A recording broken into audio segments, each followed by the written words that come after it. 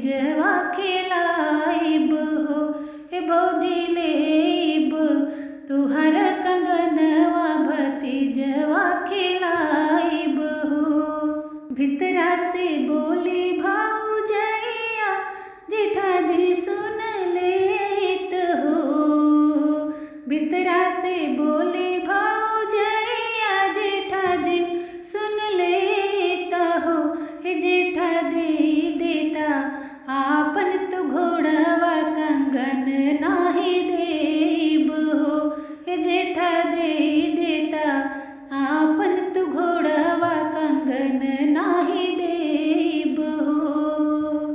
भितरा से निकली भौजैया कंगन दे फेंकन हो, भितरा से निकली भौजैया कंगन दे फेंकन हो, हे ननदी लेला तू हमारो कंगनवा अपने घर जैतून हो, हे ननदो ले तू हमारो कंगनवा अपने घर जैतून हो।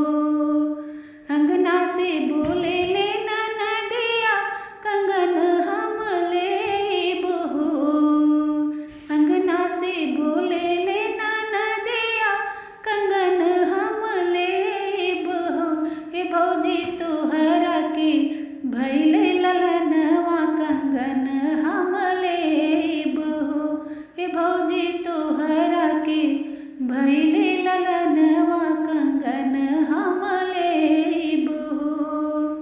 अगर आपको मेरा सोहर खिलौना गीत अच्छा लगा हो तो प्लीज़ मेरी वीडियो को लाइक करिए, शेयर करिए।